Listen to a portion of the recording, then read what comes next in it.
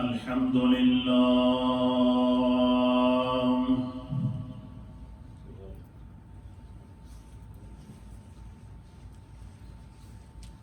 الحمد لله نحمده ونستعينه ونستغفره ونؤمن به ونتوكل عليه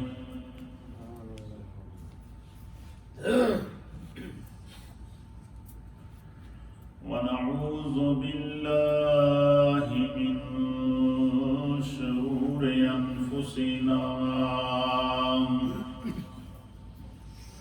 ومن سيئات أعمالنا من يهده الله فلا مضل له ومن يضلله فلا هادي له ونشهد أن لا إله إلا الله ونشهد أن سيدنا وسندنا ونبينا ومولانا محمدا عبده ورسوله أما بعد فأعوذ بالله من الشيطان الرجيم بسم الله الرحمن الرحيم قل هل يستوي الذين يعلمون والذين لا يعلمون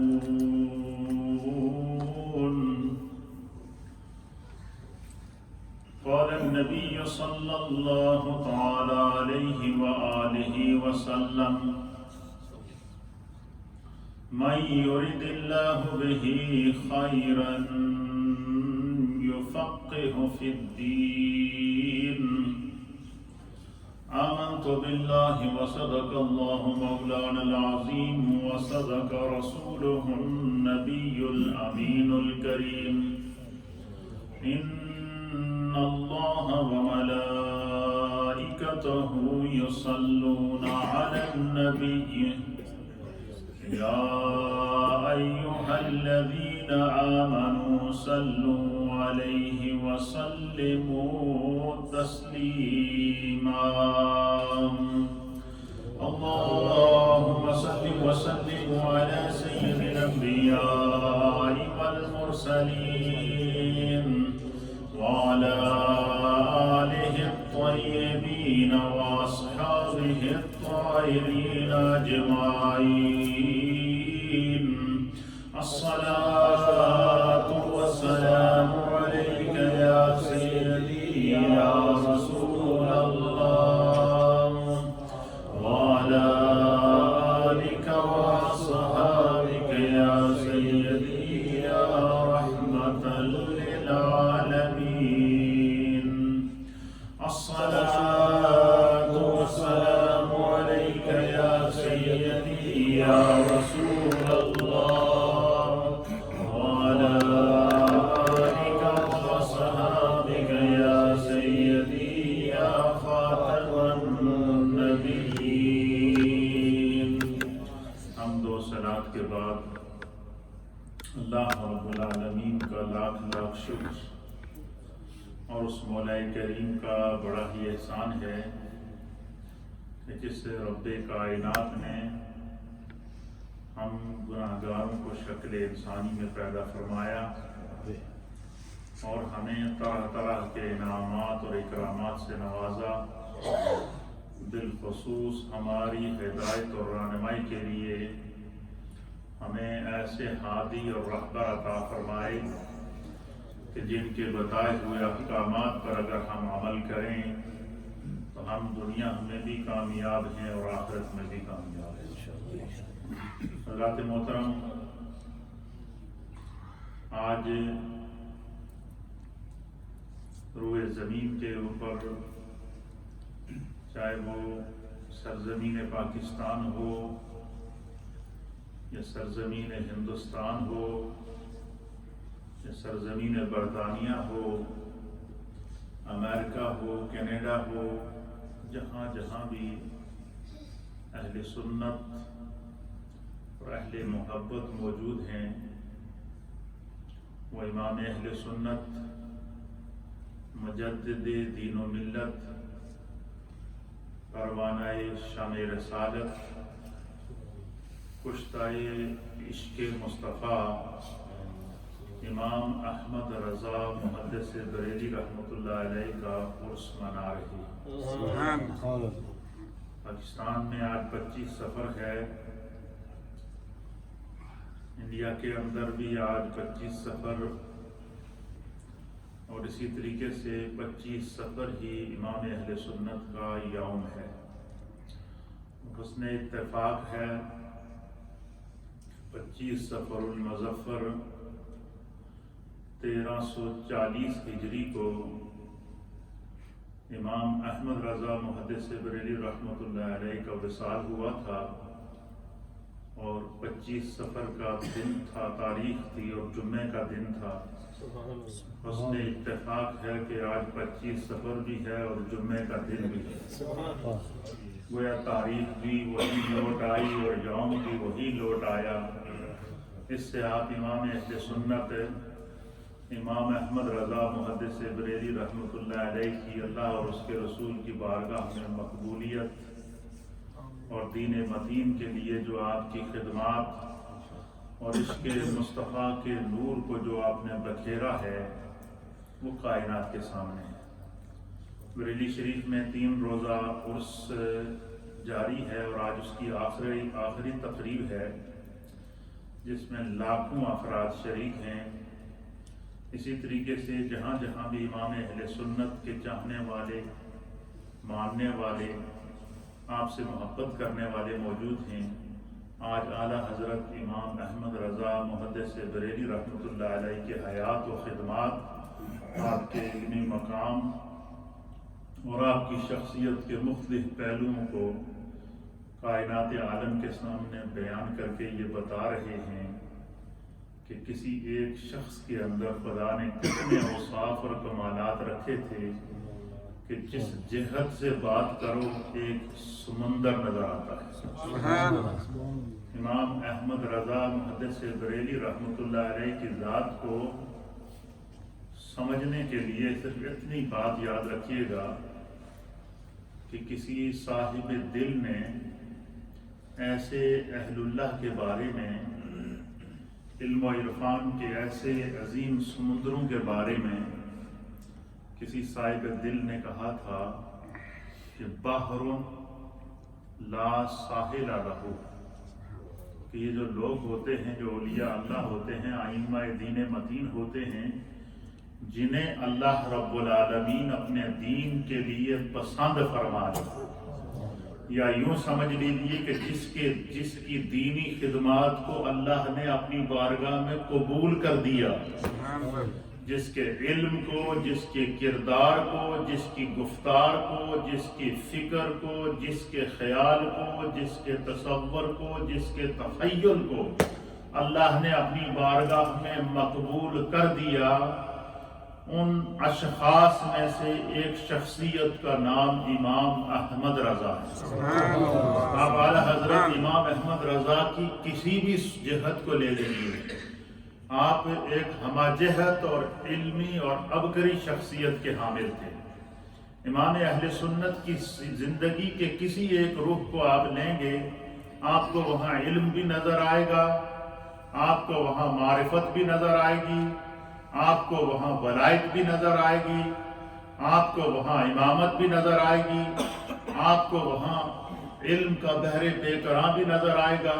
اور میں یہ سمجھتا ہوں کہ بر صغیر پاک و ہند کے اندر اور پورے سینٹرل ایشیا کے اندر، اب تو یہ سینٹرل ایشیا سے نکل کر روئے زمین پر یہ پھیل چکا ہے، لیکن بر صغیر پاک و ہند اور سینٹرل ایشیا بالخصوص اس کے اندر آج روئے زمین کے آپ جتنے بھی مسلمان دیکھ لیں، ہر ملک کے اندر آپ جائیں، میں اسلامک کنٹری کی بات کر رہا ہوں، لیکن بر صغیر کے مسلمانوں کو اگر آپ دیکھیں گے، سینٹرل ایشیا کے مسلمانوں کو آپ دیکھیں، چاہے ان کا تعلق افغانستان سے ہو، یا ان کا تعلق ہندوستان سے ہو، یا ان کا تعلق پاکستان سے ہو، یا ان کا تعلق بنگلہ دیش سے ہو، یا ان کا تعلق سینٹرل ایشیا کی کسی بھی کنٹری سے ہو، ان کی جو ظاہری وضاحت ہے، ان کو دیکھتے ہی اگر کوئی غیر مسلم ان کو دیکھے گا تو وہ پہلی نظر میں دیکھتے ہی کہے گا یہ مسلمان ہے۔ کیوں؟ اس کا حلیہ، اس کی داڑھی، اس کے سر پہ دستار، اس کی چال ڈھال، اس کا نبی پاک کی سنت پر عامل ہونا، نبی پاک کی سنت کے مطابق اپنی زندگی کا ایک طریقہ کار کو اپنے اوپر طاری کر لینا، ایک ایسے طریقے اور ایک ایسے حلیے کو اپنے اوپر طاری کر لینا کہ دیکھنے والا پہلی نظر میں کہہ دیتا ہے کہ یہ حلیہ مسلمان کا حلیہ ہے، یہ حلیہ اس شخص کا حلیہ ہے جو رسول اللہ کو ماننے والا ہے، جو محمد عربی کی سنت پر عمل کرنے والا ہے۔ اس کے چہرے کی اس کے سر کی دستار یہ بتا رہی ہے کہ یہ سنت رسول اور عشق مصطفیٰ اس شاہراہ کا یہ مسافر ہے۔ اس کے چہرے کے اوپر اس کی داڑھی اور اس کے چہرے کا نورانی پن یہ بتا رہا ہے کہ یہ کسی عاشق صادق کی صحبت میں رہ کر اس نے سیرت مصطفیٰ کا طریقہ اپنایا ہے۔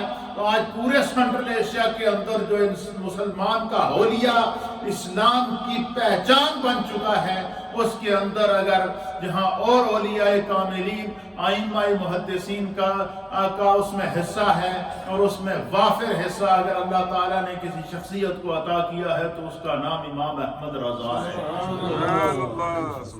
اسی لیے کہا کہ جس کی ہر ادا سنت مصطفیٰ، جس کی ہر ادا سنت مصطفیٰ، جس کی ہر ادا سنت مصطفیٰ، امام احمد رضا کے لاکھوں سلام۔ اور پھر جس طرف آپ نے قلم اٹھایا، علماء اور محدثین اور اہل سیر نے لکھا ہے کہ اعلیٰ حضرت امام اہل سنت امام احمد رضا محدث بریلی آپ 14ویں صدی کے مجدد ہیں۔ کیا ہیں؟ مجدد اس شخص کو کہتے ہیں جو دین کی 100 سال گزرنے کے بعد اور دین کی جو نشانیاں مٹ جائیں ان کو واپس لوٹا کر لوگوں کے سینوں کے اوپر، ان کے لباس کے اوپر، ان کے کردار کے اوپر، ان کے افکار کے اوپر واپس لا کے رکھ دے۔ یعنی دین کو، جو لوگ دین کو بھول جائیں ان کے سینے میں واپس دین کو جو نقش کرتا ہے اس کو مجدد کہتے ہیں۔ یہی وجہ ہے کہ اس صفر المظفر کے مہینے میں کئی مجددین کے جو ہے وہ ایام آتے ہیں، اور اس میں بالخصوص امام احمد رضا محدث بریلوی مجدد میعت حاضرہ، اور پھر حضرت مجدد الفسانی شیخ احمد سرہندی رحمت اللہ تعالی علیہ، آپ کا بھی 28 صفر کو یوم منایا جاتا ہے۔ اسی طریقے سے اللہ تعالیٰ نے تاجدار گولڑا حضرت پیر میر علی شاہ صاحب گولڑوی رحمت اللہ علیہ کا آپ کا عرس پاک بھی اسی صفر کے مہینے کے اندر منایا جاتا ہے۔ تو یہ صفر کے مہینے کو اللہ نے اولیاء اللہ کے ساتھ خاص کیا ہے۔ تو امام احمد رضا اللہ تعالیٰ نے آپ کو اپنے دین کے لیے چن لیا تھا۔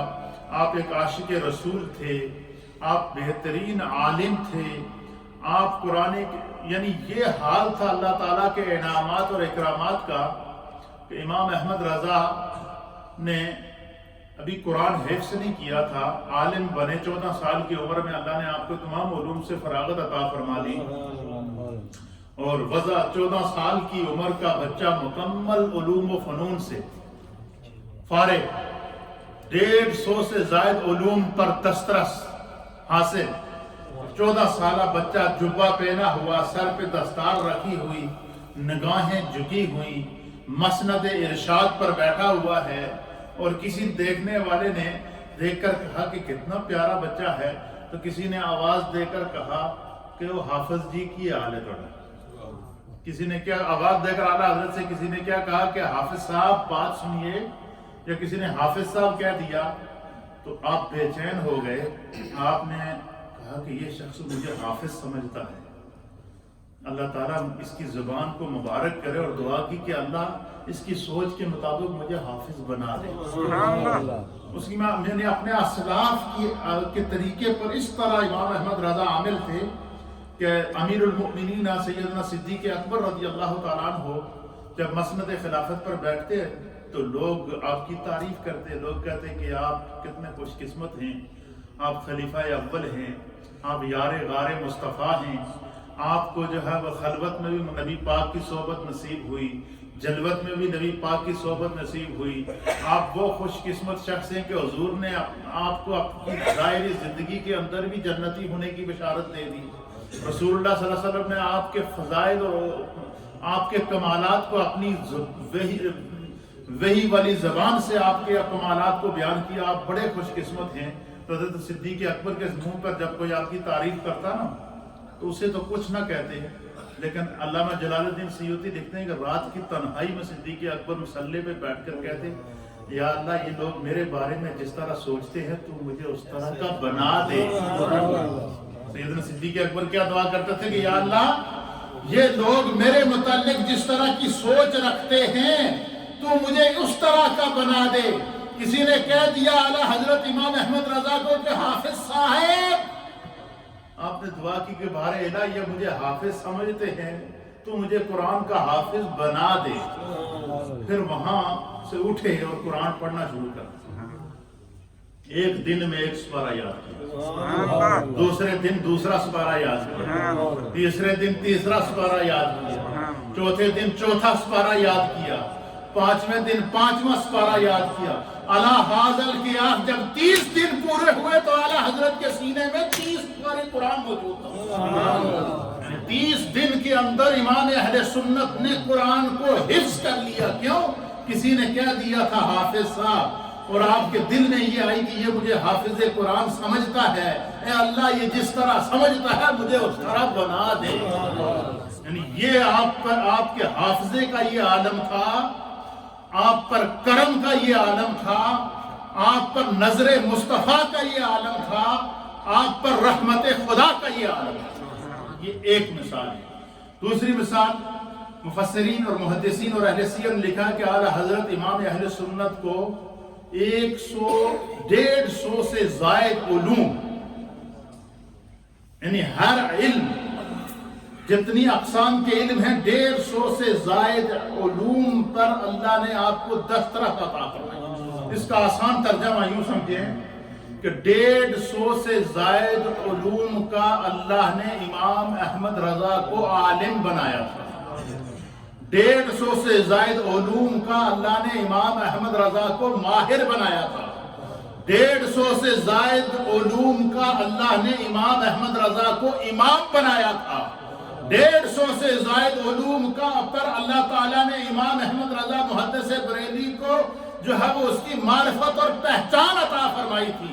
اور صرف یہی نہیں، اللہ اکبر، اب مجھے بتائیں کہ آج سے 101 سال پہلے کا دور ہے امام احمد رضا محدث بریلی، کتنا؟ 101 سال پہلے، آج سے 100 سال پہلے کوئی سہولتیں بر صغیر کے اندر، سینٹرل ایشیا کے اندر نہیں ہوتی تھی۔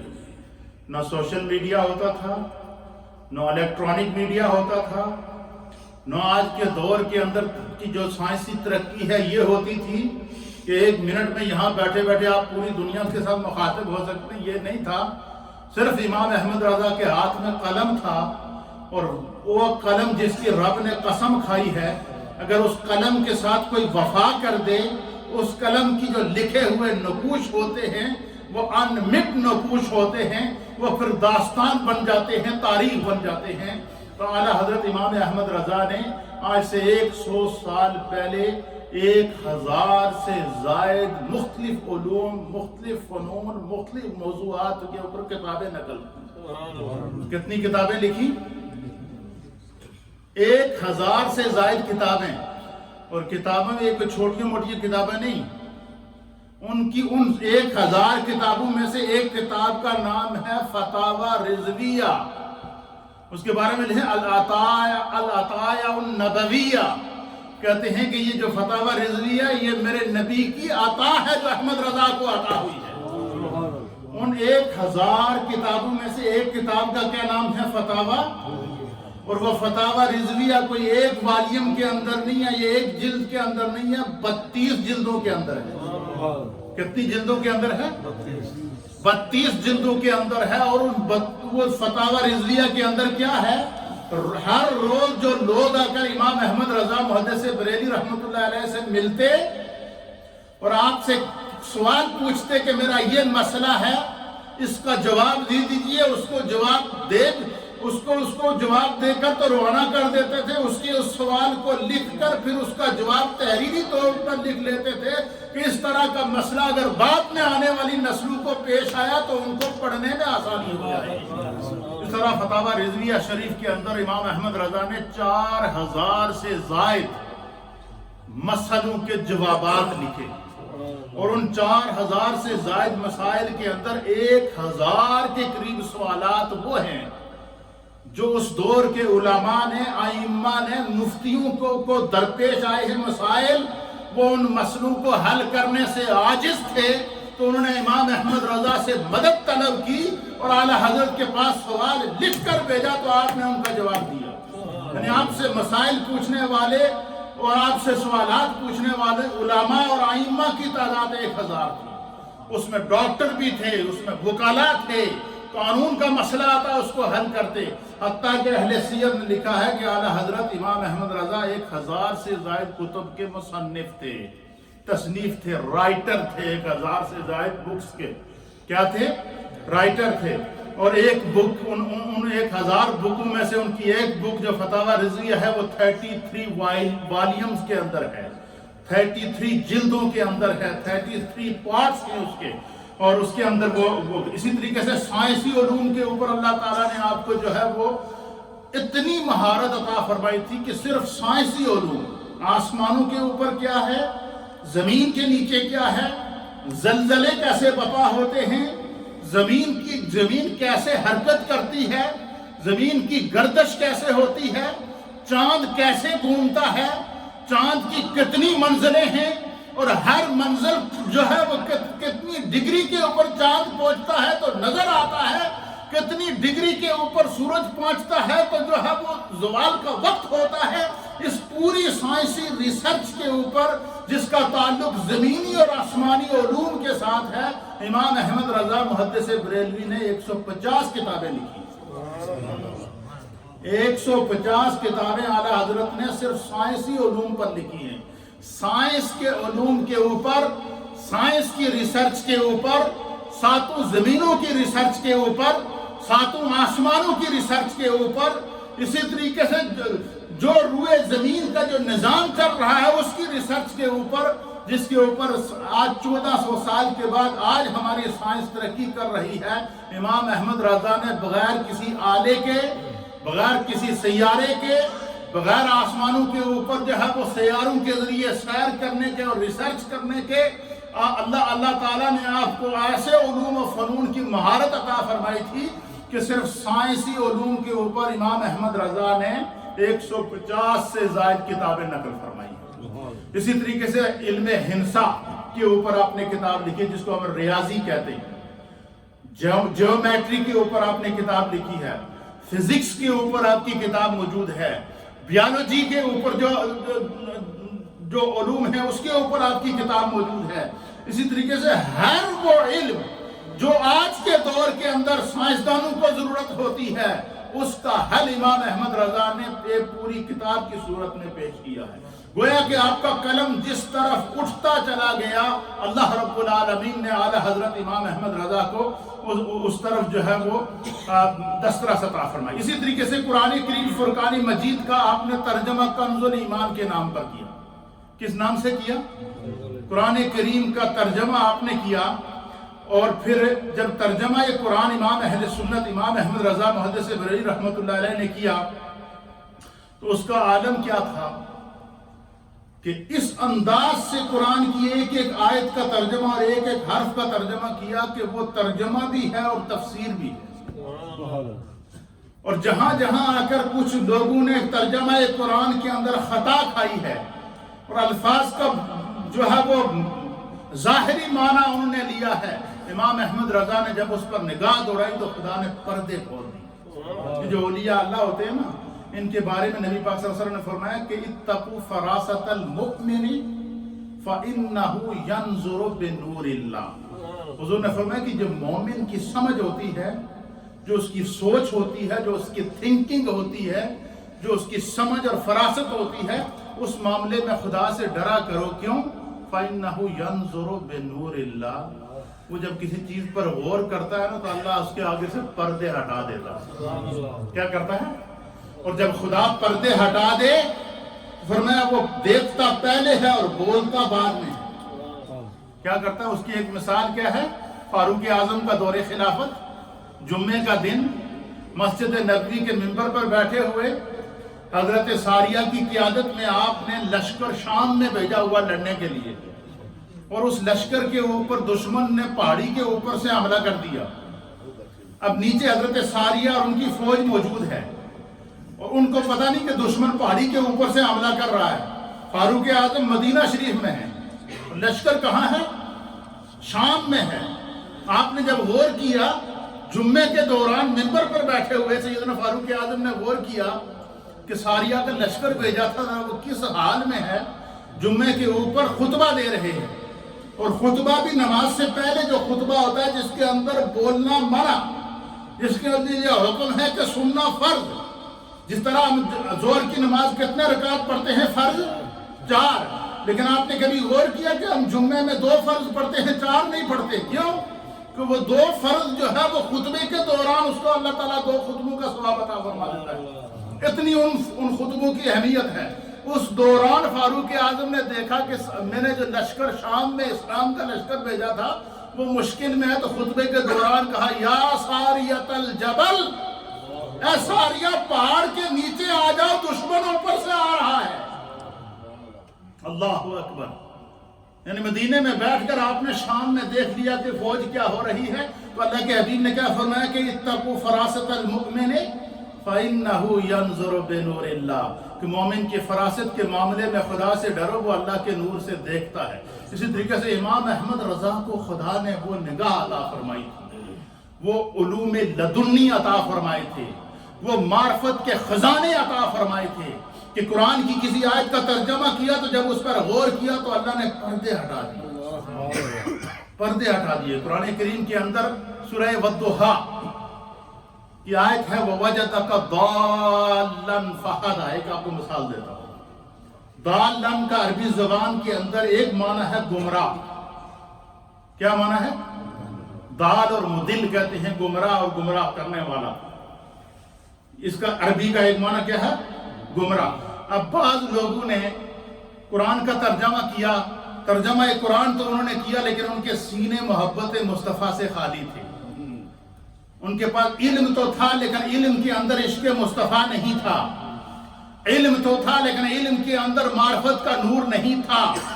جس طرح شیطان کے پاس علم اتنا تھا کہ معلم الملکوت بنا، لیکن راندہ درگاہ کیوں ہوا؟ حضرت آدم کی گستاخی کی، اللہ کے نبی کا گستاخ ہو گیا، تکبر آ گیا، تو پتہ چلا علم ہی انسان کو نہیں بچا سکتا جب تک اس کا کرم نہ ہو۔ تو امام ترجمہ یہ کیا بعض لوگوں نے کہ وَوَجَدَكَ ضَالًّا فَهَدَىٰ، کہ ضالًّا کا عربی میں اندر ضالًّا تو گمراہ کو کہتے ہیں، تو انہوں نے ترجمہ یہ کیا نعوذ باللہ من ذالک کہ اللہ تعالیٰ نے آپ کو گمراہ پایا اور فَهَدَىٰ ہدایت عطا۔ استغفر اللہ ثم استغفر اللہ۔ گمراہ پانے کا مطلب کیا کہ ہمارے نبی پہلے نعوذ باللہ پہلے گمراہ تھے تو بعد میں ہدایت ہوئی۔ جب نبی خود گمراہ ہوگا تو وہ امت کو ہدایت کیسے دے گا؟ اعلیٰ حضرت نے جب اس آیت پر پہنچے نا، آپ نے غور کیا، خدا نے پردے کھول دیے۔ آپ نے فرمایا کہ وَوَجَدَكَ ضَالًّا فَهَدَىٰ، ضالًّا کا ہر ضالًّا کا معنی گمراہی نہیں ہے۔ آپ نے ترجمہ کیا کہ اللہ تعالیٰ نے وَوَجَدَكَ ضَالًّا فَهَدَىٰ، اللہ نے آپ کو اپنی محبت میں وارافتہ پایا، فَهَدَىٰ تو اپنی طرف راہ دی۔ اللہ آپ اللہ کی محبت میں، خدا کی تلاش میں زمین پر جب نکلے تو فہدا، خدا نے آپ کو اپنی طرف راہ دی، اپنی طرف آپ کو بلا لیا۔ اس لیے عشق و محبت کے بڑے ترجمہ کیے۔ بعض لوگوں نے مکر اللہ و مکروہ کا ترجمہ کیا کہ جو ہے وہ کفار نے مکر کیا، مکر اللہ، اللہ نے بھی ان کے ساتھ مکر کیا۔ اب امام اہل سنت لکھتے ہیں کہ خدا کی طرف مکر کی نسبت کرنا یہ کفر ہے، یا نبی کی طرف گمراہی کی نسبت کرنا یہ کفر ہے۔ جب خدا کو بندہ کہے کہ اللہ مکر کرتا ہے، نعوذ باللہ من ذالک، یہ کتنا بڑا، یہ بات عقل کو آنے والی ہے؟ تو آپ نے فرمایا کہ آپ جب اس آیت پر پہنچے تو امام اہل سنت لکھتے ہیں کہ کافروں نے مکر کیا اور اللہ تعالیٰ نے خفیہ تدبیر کی۔ کیا کی؟ اللہ تعالیٰ نے خفیہ تدبیر کرنے کا معنی یہ کہ اللہ تعالیٰ کافروں کے مکر کو سمجھ گیا اور خدا نے ان کے اس مکر کا جواب اپنی شان کے مطابق دیا۔ یہ اس طریقے سے اللہ تعالیٰ نے آپ کو نظر عطا فرمائی تھی۔ پھر اسی طریقے سے امام احمد رضا خان رحمۃ اللہ علیہ نے، یہ ترجمہ قرآن کی بات ہے، اسی طریقے سے جب آپ نے قلم اٹھایا نبی پاک کی نعت لکھنے کے لیے تو اللہ تعالیٰ نے آپ کو وہ کمال عطا فرمایا تھا کہ علماء اور محدثین لکھتے ہیں کہ اعلیٰ حضرت کی نعتوں کو آپ نے کہا ہر جمعے میں ہم مصطفیٰ جان رحمت پہ لاکھوں سلام پڑھتے ہیں یا نہیں؟ روئے زمین پر جتنی بھی اہل سنت کی مساجد ہیں سلام پڑھا جا رہا ہے، 100 سال سے پڑھا جا رہا ہے، یہ ایسے تو نہیں پڑھا جاتا، اور تھوڑے لوگوں نے سلام لکھے۔ یہ ہر ایک کی زبان پر کیوں جاری ہے؟ یہ اس لیے جاری ہے کہ یہ نبی کی بارگاہ سے مقبول ہو چکا ہے، رسول اللہ نے اس کو پسند کیا ہے۔ پھر اسی طریقے سے جب بھی آپ نے کوئی نعت یا شعر لکھا، آپ نے نبی پاک کی کسی نہ کسی حدیث کی یا قرآن کی کسی آیت کا ترجمہ شعر کے اندر سمایا۔ اس کی میں ایک مثال دیتا ہوں۔ مثلا حدیث پاک ہے، میں نے خطبے میں تلاوت کی، حضرت امیر معاویہ رضی اللہ تعالیٰ عنہ سے حدیث ہے، حضور نے فرمایا کہ من یرید اللہ بہ خیرا یفقہہ فی الدین، کہ اللہ تعالیٰ جب کسی کے ساتھ خیر کا ارادہ کرتا ہے تو اللہ اسے کیا کرتا ہے؟ دین کی سمجھ عطا فرماتا ہے۔ پھر نبی پاک صلی اللہ علیہ وسلم نے فرمایا کہ واللہ یؤتی یا واللہ مؤتی وانا قاسم، حضور نے فرمایا کہ اللہ مجھے عطا کرتا ہے اور میں مصطفیٰ کائنات میں تقسیم کرتا ہوں۔ یہ حدیث ہے، اس کو امام بخاری نے صحیح بخاری کے اندر نقل فرمایا۔ اب یہ حدیث جب امام اہل سنت کے سامنے گزری تو آپ نے اس ایک حدیث کا ترجمہ 2 شعروں کے اندر کیا۔ آپ کہتے ہیں رب ہے موتی، یہ ہے قاسم۔ کیا کہتے ہیں؟ رب ہے موتی، یعنی رب عطا کرنے والا، موتی کا معنی ہے عطا کرنے والا، رب ہے موتی، یہ ہے قاسم۔ حضور نے فرمایا کہ واللہ یؤتی وانا قاسم، اللہ دینے والا ہے اور میں کیا کرنے والا ہوں؟ تقسیم کرنے والا ہوں۔ امام اہل سنت نے اس حدیث کا ترجمہ اس طرح کیا، رب ہے موتی، یہ ہے قاسم، اللہ عطا کرنے والا ہے اور مصطفیٰ کریم کیا کرنے والے ہیں؟ تقسیم کرنے والے ہیں۔ رزق اس کا ہے، کھلاتے یہ، رزق اس کا ہے، کھلاتے یہ ہیں۔ پھر اسی طریقے سے امام اہل سنت امام احمد رضا محدث بریلی رحمۃ اللہ علیہ نے نبی پاک صلی اللہ علیہ وسلم کی حدیث ہے، حضور نے فرمایا کہ اصحابی کالنجوم بأیہم اقتدیتم اہتدیتم، حضور نے فرمایا کہ میرے جو صحابہ ہیں یہ ہدایت کے ستارے ہیں۔ کیا ہے؟ حضور نے فرمایا جس نے جس صحابی کی اطاعت کی خدا اسے ہدایت عطا فرمائے۔ پھر دوسری حدیث کے اندر حضور علیہ السلام نے فرمایا کہ میرے اہل بیت کی مثال کشتی نوح کی طرح ہے، کہ جب جن لوگوں نے حضرت نوح علیہ السلام پر ایمان لایا ان کی تعداد کتنی تھی؟ حضرت نوح علیہ السلام میں روزیاں بھی رمضان میں 10 دن تک یاد ہوئے گا تمہیں، 80 لوگ تھے۔ کتنے؟ اور 950 سال تبلیغ کی، 950 سال کے بعد 80 لوگ جب ایمان لائے تو اللہ نے فرمایا کہ نوح علیہ السلام سے کہا کہ انہاں تے نہیں ماننا، اے میرے نبی آپ اس طرح کریں کہ آپ ایک کشتی تیار کریں اور 80 کو کشتی میں بٹھاؤ تو پھر دیکھو تیرا رب کیا کرتا ہے۔ حضرت نوح علیہ السلام نے ان 80 لوگوں کو کشتی میں بٹھایا، ہر جانور کی نسل کو میں سے ایک جوڑے کو کشتی میں بٹھایا، پھر اللہ کی طرف سے طوفان نوح آیا جس کو قرآن بیان کرتا ہے، سارے کے سارے نافرمان غرق ہو گئے۔ کیا ہو گئے؟ سارے کے سارے غرق ہو گئے۔ تو حضور نے فرمایا کہ میری اہل بیت کی مثال کشتی نوح کی طرح ہے، یعنی جس شخص کے دل میں اہل بیت کی محبت ہوگی جس طرح نوح علیہ السلام کی کشتی میں لوگ سوار ہو کر طوفان سے بچ گئے تھے، فرمایا جس کے دل میں میرے اہل بیت کی محبت ہوگی خدا اسے جہنم سے آزاد کر دے گا، اللہ اسے جہنم کی آگ سے بچا کر رکھے گا۔ اب دو حدیث ہیں، ایک حدیث میں حضور نے فرمایا کہ میرے صحابہ کیا ہے؟ ہدایت کے ستارے ہیں، اور دوسری حدیث میں حضور نے فرمایا کہ میرے اہل بیت کی جو مثال ہے وہ کشتی نوح کی طرح ہے۔ ان دو حدیثوں کا اعلیٰ حضرت نے دو شعروں کے اندر لکھا ہے۔ کیا لکھتے ہیں آپ سنیے، آپ لکھتے ہیں کہ اہل سنت کا ہے بیڑا پار اصحاب حضور۔ کیا کہتے ہیں؟ اہل سنت کا ہے بیڑا پار اصحاب حضور نجم ہیں، یعنی صحابہ صحابی کا نجم نجم ہیں، اور ناؤ ہے عطرت رسول اللہ کی۔ ناؤ کہتے ہیں کشتی کو، نجم کہتے ہیں ستارے کو۔ فرمایا اہل سنت کا ہے بیڑا پار اصحاب حضور نجم ہیں، اور ناؤ ہے عطرت رسول اللہ کی۔ آپ فرماتے ہیں اہل سنت وقت بیدار ہے۔ کیوں کہ اہل سنت و جماعت جو ہیں یہ صحابہ سے بھی محبت کرتے ہیں اور اہل بیت سے بھی محبت کرتے ہیں۔ فرمایا جو صحابہ سے محبت کرتے ہیں خدا انہیں ہدایت عطا فرماتا ہے، اور جو اہل بیت سے محبت کرتے ہیں اللہ انہیں نجات عطا فرماتا ہے۔ اور آپ فرماتے ہیں اہل سنت کا یہ خاصہ ہے کہ وہ اللہ کے انبیاء سے بھی محبت کرتے ہیں، وہ صحابہ سے بھی محبت کرتے ہیں، وہ رسول اللہ کی آل سے بھی محبت کرتے ہیں، وہ اللہ کے ہر نیک بندے سے محبت کرتے ہیں۔ جب ہمارے خمیر میں ہے ہی اہل اللہ سے محبت کرنا، اولیاء اللہ سے محبت کرنا، ائمہ دین متین سے محبت کرنا، صحابہ اکرام سے محبت کرنا، اہل بیت اطہار سے محبت کرنا، فرمایا یہ اہل سنت کا عقیدہ ہے۔ تو فرمایا جب اہل سنت کا عقیدہ ہے ہی محبت ہے تو پھر کیا ہمیں اعزاز ملے گا؟ اہل سنت کا ہے بیڑا پار اصحاب حضور نجم ہے، اور ناؤ ہے عطرت رسول اللہ کی۔ ایک اور حدیث آخری، حضرت جابر نے اس حدیث کو روایت کیا ہے، اور اس کو امام مسلم نے صحیح مسلم کے اندر نقل فرمایا۔ حضرت جابر فرماتے ہیں کہ نبی اکرم صلی اللہ تعالیٰ علیہ وسلم سے جب کسی چیز کا سوال کیا جاتا نا، انہیں حضور کی سخاوت کو بیان کرتے ہیں۔ حضرت جابر کہتے ہیں کہ جب بھی کسی نے حضور سے کسی چیز کا سوال کیا تو ہم نے کبھی سرکار کی زبان پر نہ نہیں سنا۔ حضور نے یہ نہیں کہا کہ یہ نہیں ایسا نہیں کر سکتا، یا مجھے ضرورت ہے، حتیٰ کہ یہاں تک آیا کہ حضور علیہ السلام کے پاس ہے یمن سے کسی نے انتہائی خوبصورت بنی ہوئی اون کی بنی ہوئی چادر بھیجی، اور وہ چادر رکھ کر جیسے سرکار پہلی دفعہ اندر سے باہر آئے تو کسی صحابی نے کہا کہ یا رسول اللہ بڑی پیاری چادر ہے، مجھے بڑی چنگی لگتی ہے۔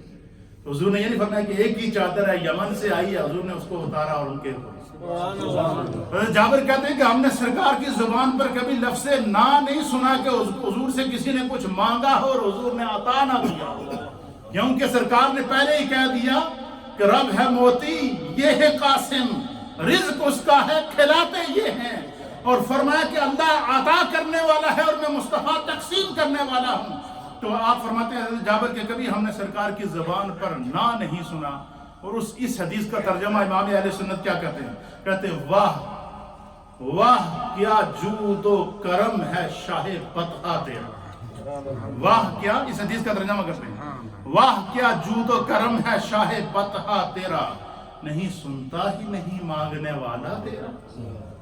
واہ کیا جود و کرم ہے شاہ بطحہ تیرا، نہیں سنتا ہی نہیں مانگنے والا تیرا، دھارے چلتے ہیں عطا کے اور وہ ہے قطرہ تیرا۔ سرکار نہ لا ہے نہ حاجت ہے اگر کی ہے، یعنی سرکار کی زبان پر کبھی نہ آئی نہیں، اور کوئی حاجت روا آیا اور اس کی حاجت پوری نہ ہو، یہ نہیں ہو سکتا۔ جو بھی آیا سرکار نے اس کو عطا کیا۔ یہ امام احمد رضا خان محدث بریلوی رحمۃ اللہ علیہ کو اللہ نے اپنے کرم کی دولت سے مالا مال فرمایا تھا۔